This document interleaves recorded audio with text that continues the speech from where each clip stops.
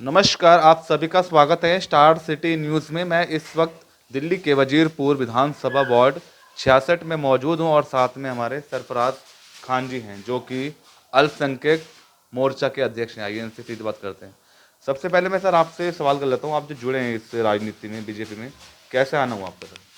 जी, ऐसा है। राजनीति में मेरे को कम से कम मेरे पिताजी को 25 या 30 वर्ष हो गए। Okay sir. इनको इनको राजनीति में लाने वाले अच्छा अच्छा। डॉक्टर महेंद्र नागपाल थे, जो इन्होंने पहले वो निगम निगम पार्षद के चुनाव वजीरपुर जे कॉलोनी से लड़े थे। हाँ जी हाँ जी। तो उनको अपने समर्थन में गया है। तो उनकी मार्गदर्शक पे आप आए हैं मतलब? हाँ जी, वो पिताजी मेरे नागपाल से जुड़ने के बाद फिर इनका जैसे जैसे इनकी उम्र जैसे बढ़ती रही, इनकी थोड़ी तबीयत हाँ के जी। कारण तो मैं इनका पद संभालने लग गया। तो मुझे मंडल के अंदर अल्पसंख्यक मोर्चा का अध्यक्ष चुना गया था। ओके। तो सर पार्टी की जो भी एक्टिविटीज होती है या धरने प्रदर्शन होते हैं, तो हर उस पे आप अपना एक्टिव रहते हैं आप? अभी हनुमान जन्म महोत्सव हुआ था, तो हमने मुस्लिम समाज के ने अपने जम्मा में जय कॉलोनी का प्रचार रखा था। हाँ जी सर। तो उसके अंदर हमने बहुत धूमधाम से मुस्लिम समाज के लोगों ने उनका स्वागतम किया था, बड़ी अच्छे तरीके से। ये हर समाज में चलता है। वजीरपुर जय कॉलोनी के हाँ जी सर। जो भी काम होते हैं, चाहे वो किसी धर्म का काम हो, उस काम में हम बढ़ चढ़ के हिस्सा लेते हैं। अच्छा सरफराज भाई, वार्ड 66 है, बेसिक क्या हालात हैं? अब जैसे गर्मी का टाइम है तो पानी की काफ़ी दिक्कतें हैं, बननी होती होंगी। देखो ऐसा है जी, दिल्ली सरकार है, केजरीवाल जी नागपुर में लोगों को झूठ बोल के 200 यूनिट का वादा करके कोई यूनिट फ्री नहीं है। लोगों को घरों में 4-4 5-5 हज़ार के बिल आ रहे हैं। तो सब ये गलत बात है। मेरा भी खुद का घर का बिल कम से कम 10,000 रुपये का आया हुआ है। अच्छा, तो पानी का बिल आ रहा है आपका? पानी का बिल भी आ रहा है, 3-3 4-4 हज़ार का पानी का बिल आ रहा है। ये केजरीवाल लोगों को आंखों में धूल झोंक रहा है। ओके। तो जैसे भी आबकारी नीति को लेकर भी, जैसे केजरीवाल मुख्यमंत्री जी को 9 घंटे पूछताछ हुई था, सीबीआई जांच भी हुई, तो इस पे कुछ कहना चाहेंगे आप? देखो ऐसा है, केजरीवाल जी की जो 9 घंटे पूछताछ हुई थी, वो पहले तो मनीष सिसोदिया की पूछताछ हुई थी, उसको जेल में दिए थे। अब ये केजरीवाल ये पिछले 7-8 महीने से ये शराब घोटाला के अंदर दोनों पकड़े गए हुए थे। इस कारण इनको इनके पीछे सीबीआई पीछे पड़ी हुई है, क्योंकि शराब घोटाले के अंदर उन्होंने खूब दिल्ली के अंदर खूब ऐसी कमाई करी है और लोगों को घर बर्बाद करे हैं कि घर घर के अंदर उन्होंने शराब के ठेके खुलाए हैं।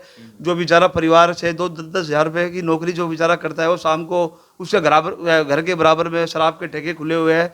तो इस कारण लोगों के घर के अंदर, परिवार के अंदर लोग बेचारे शाम को आते थे ड्यूटी पे, ये शराब के चक्करों में पड़ जाते। वो एक के साथ एक फ्री देने का चक्कर था शराब केजरीवाल जी का। तो यह दिल्ली की सरकार जब समझेगी, अभी ये केजरीवाल लोगों को बिल्कुल मूर्ख बना रहा है, कुछ भी नहीं दे रहा है। इन्होंने बोला था कि हाई लेवल स्कूल है। एक भी स्कूल दिल्ली के अंदर दिखा दो जो उन्होंने मतलब अच्छा बनाया है। वो दिल्ली के टाइम जो बने हुए वो बने हुए, उसके अंदर एक आधी स्कूल कोई कर दिए तो कर दिए। वैसे तो केजरीवाल का कोई भी, और जैसा आपने देखा मोहल्ला क्लिनिक है, उसके अंदर ना किसी को दवाई मिलती है अच्छा अच्छा। और ना किसी का मेडिकल होता है। उसको जब जाते हैं तो लोग बोलते हैं कि क्या नाम है इसका, कि ये टेस्ट यहाँ नहीं होगा, ये तो आप प्राइवेट कराओ। ये दिल्ली सरकार सबको गुमराह कर रही है। इस कारण हम इसे कहते हैं कि केजरीवाल सरकार बिल्कुल भ्रष्टाचार सरकार है। इसके खिलाफ ऐसा ही होना चाहिए जैसे हमारे दिल्ली प्रदेश के अध्यक्ष आदेश गुप्ता जी थे, उसके बाद अब हमारे दिल्ली प्रदेश के अध्यक्ष सचदेवा जी। तो ऐसा लगता है कि कुछ चेंजिंग तो होगी, क्योंकि बीजेपी की जो भी कारनामे जो हर वक्त वो लगे रहते हैं। हफ्ते के अंदर 2 या 3 कोई ना कोई कार्य, प्रदर्शन। कोई ना कोई कारण लगे रहते हैं। कभी कुछ चीज़ के अंदर, कभी तो कोई चीज़ है। तो यानी बीजेपी एक एक्टिव पार्टी है। इसके अंदर कुछ ना कुछ हमें संदेश देती रही, आज ये करना, कल वो करना, आज ये करना, कल वो करना। तो दिल्ली प्रदेश अध्यक्ष आएंगे तो सचदेवा जी, तो दिल्ली के अंदर केजरीवाल जैसे सरकार को उखाड़ फेंकेंगे और दिल्ली में फिर से हम विधानसभा के अंदर बीजेपी की सरकार लेके आएंगे। अच्छा, आने वाले लोकसभा चुनाव को लेकर अगर बात करें सर, क्या लगता है इस बार मोदी जी बनेंगे प्रधानमंत्री? ऐसा है जी, भारत के जो प्रधानमंत्री हैं नरेंद्र मोदी जी, बड़े नाइस और आदमी है जी। जो अभी तक भारत को प्रधानमंत्री जो नरेंद्र मोदी ने जो भारत संभाला है, वो किसी ने भी अभी तक ऐसा नहीं किया। जिन्होंने बहुत बड़े से बड़े काम कर दिए। जैसे मान लो हमारा 3 तलाक के काम हो गए, जैसे मान लो कश्मीर धारा हो गई। कई ऐसे ऐसे मुद्दे नरेंद्र मोदी ने, प्रधानमंत्री ने, बड़े अच्छे काम किए हैं। और हर सुविधा के लिए आगे रहते हैं। कोई भी कोरोना काल में आप देख लो, लोग जैसे केजरीवाल जैसे लोग घरों में भूखे मर रहे थे। हमारे भारत के प्रधानमंत्री श्री नरेंद्र मोदी जी ने सबों को वैक्सीन दी, डोज दिया, मतलब यानी हर घर में खाना पहुंचवाया, हर घर में सुविधा करवाई, हर घर घर जाके लोगों को। बीजेपी जो पार्टी है उन्होंने हमने किटें भी बांटी थी। तो ऐसी पार्टी, ये मजबूत पार्टी है, लोग इसको गुमराह करते हैं। और लोग कई बार मुझसे भी पूछते हैं कि आप मुस्लिम समाज में रहते हो तो आप बीजेपी के अंदर कैसे हो। तो मैं बोलता हूँ भाई मैं मुस्लिम समाज का बीजेपी से हूँ। जो हमारे इलाके से हमारे जो डॉक्टर महेंद्र नागपाल जी है, वो कभी जिंदगी में उन्होंने भेदभाव कभी भी नहीं किया। वो हर जाति को मानते, चाहे वो मुस्लिम हो, चाहे वो हिंदू हो, चाहे वो सिख हो। ऐसे हमारे क्षेत्र के नागपाल जी हमारे कई वर्षों से, कम से 30-35 वर्षों से है। वो पहले जे कॉलोनी के अंदर निगम पार्षद भी रह चुके हैं। उसके बाद वो लारन छोड़ में भी पार्षद लगे हैं। जब वो दिल्ली में वजीरपुर विधानसभा से पूर्व विधायक भी रह चुके हैं।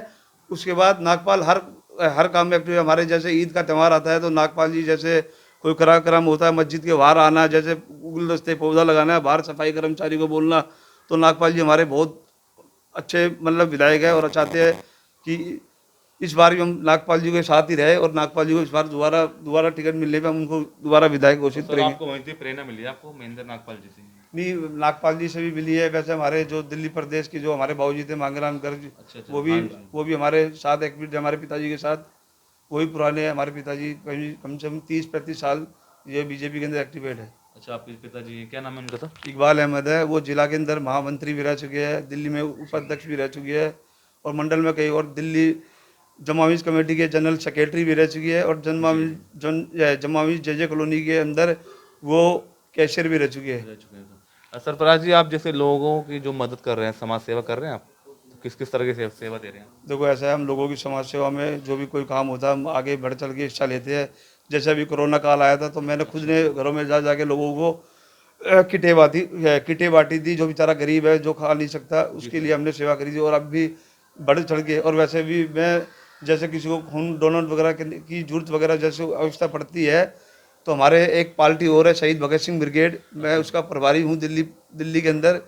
तो हमारी एक वो बड़ी हुई है संस्था, वो पूरी हिंदुस्तान के अंदर हम जाते हैं। उसके अंदर हमारा कैंप भी लगता है। उसके अंदर जैसे ब्लड डोन करना हो, किसी और ब्लड डोनेशन करना हो, जैसे कुछ भी कार्य देना हो, तो हमारे शहीद भगत सिंह ब्रिगेड के जो पौत्र है यादविंदर सिंह संधू, जो भगत सिंह के पौत्र है, वो भी हमेशा एक्टिव रहे और हम उनके साथ हमेशा उसमें भी लगे रहते हैं। क्योंकि हम कभी पंजाब तो कभी गुजरात, कभी कहाँ से जाते रहते हैं। आप लगे रहते हैं पार्टी के लिए। अच्छा, और कुछ संदेश कुछ देना चाहेंगे लास्ट में? कुछ मैं कि सब भाइयों को ईद मुबारक की तहे दिल से शुभकामनाएं। सरफराज खान, अल्पसंख्यक मोर्चा मंडल नीमड़ी कॉलोनी, और सभी भाई एकजुट मिलके एकता सम्मेलन। हमारे जे कॉलोनी के अंदर इतना प्यार है जी, आपस में भाईचारा और सब कुछ एकता सम्मेलन है जी। तो ये हमारी सीधी बात सरफराज खान जी से, स्टार सिटी के साथ मैं जितेंद्र गुप्ता।